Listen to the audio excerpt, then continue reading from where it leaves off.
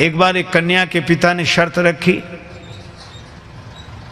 कि हम शादी तो करेंगे, उसी दूल्हे से करेंगे, लेकिन शर्त यह है कि बारात में कोई बूढ़ा आदमी नहीं आना चाहिए। युवकों ने कहा कि ठीक ही है, ये बूढ़े क्या करेंगे ब्याह बारात में, यहीं बैठ के राम राम करें, भजन करें, घर में रहें, काहे को, और विवाह में क्या हम लोग सब जा ही रहे। वृद्ध मान गए, पर दूल्हे का जो नाना था वो बोला ना ना हम तो चलेंगे, हमें तो ले चलो। नाना वो लोग कहते हैं कि बूढ़ा दिख गया तो बारात लौटा दी जाएगी। नाना बोले तो ऐसे ले चलो कि दिखे नहीं, पर ले चलो। किसी तरह इंतजाम किया गया, गाड़ियों में जहाँ सामान रखते हैं उसमें ही नाना को किसी तरह छिपा कर ले गए। बारात पहुंची, कन्या के पिता ने अपना एक आदमी भेजा, देखो कोई बूढ़ा तो नहीं आया है। संवाददाता ने समाचार दिया कि कोई बूढ़ा नहीं आया।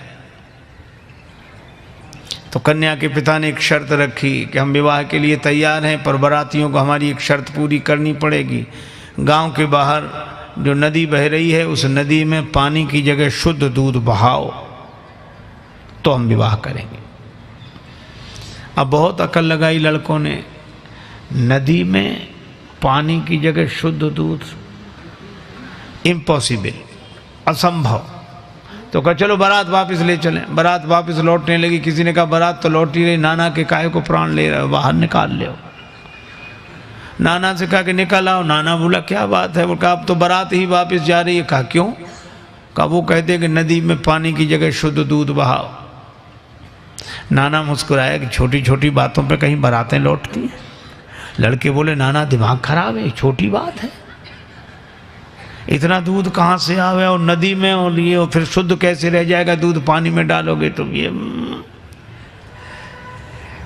वृद्ध ने मुस्कुरा कर कहा कि जरा सी बात है, तुम जो कन्या के पिता की ओर से समाचार लेकर आया था उसी के द्वारा तुम समाचार भिजवा दो। क्या? कि दूध का इंतजाम हमने कर लिया है, शुद्ध दूध बहा देंगे, इतना नदी भर जाए उससे भी ज्यादा दूध हमारे पास है, लेकिन हमारी भी एक शर्त है। क्या?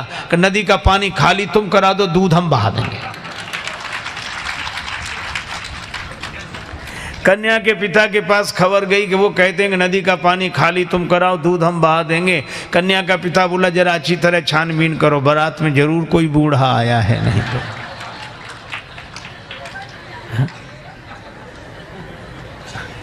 वृद्धों की महिमा है।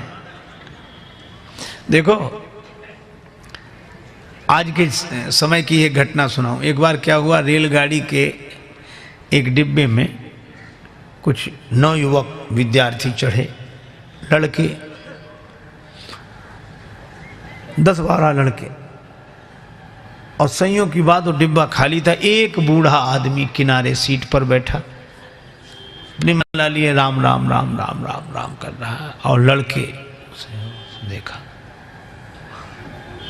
अब उनका तो नाम ही लड़के, रेलगाड़ी चली, अब वो भड़के, नाम ही लड़के,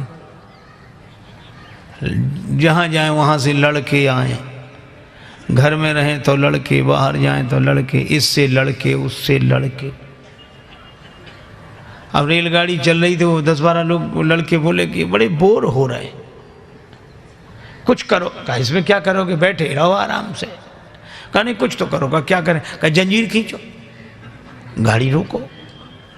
अरे कहा देखते नहीं 500 रुपये जुर्माना और 6 महीने कैद, साफ साफ लिखा, या दोनों हो सकते। तो कहा हम लोग इतने लोग हैं, 500 रुपये इकट्ठा नहीं कर सकते। कर ले। कहा फिर जंजीर खींचेंगे। अब 500 जरूरी थोड़े, किसी ने 100 दिए, किसी ने 200 दिए, 1200 रुपये हुए। और 1200 रुपये उनमें से एक मुख्य आदमी था, उसके लड़के की जेब में रख दिए और कहा कि अब जंजीर खींचो। पहले तो पैसा लगेगा नहीं, लगेगा दे देंगे, पैसा है तो पास में, खींचो। तब तक एक लड़का बोला एक नया पैसा नहीं लगेगा, जंजीर हम खींचेंगे, गाड़ी रुकेगी, अधिकारी आएंगे, नाम इस बूढ़े का लगा देंगे किसने जंजीर खींची।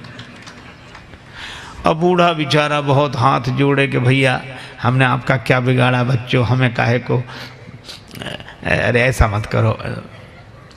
लड़के बोले बड़ा मजा आएगा, ये गिड़गिड़ाएगा। कुछ लोगों को इसी में मजा आता, पर पीड़न रति, दूसरे को दुख पहुंचाकर सुख पाना। और अंत में यह हुआ कि लड़कों ने जंजीर खींच दी। मुख्य चेकिंग थी, अधिकारियों को लड़के ही बुला लाए। इस बूढ़े ने जंजीर खींची, इस बूढ़े ने जंजीर खींची। अब वृद्ध बड़ा हैरान कि अगर हम कहें भी कि हमने जंजीर नहीं खींची तो मानेगा कौन? ये 10-12 लड़के और सब हमारे बारे में यही कह रहे हैं कि जंजीर खींची।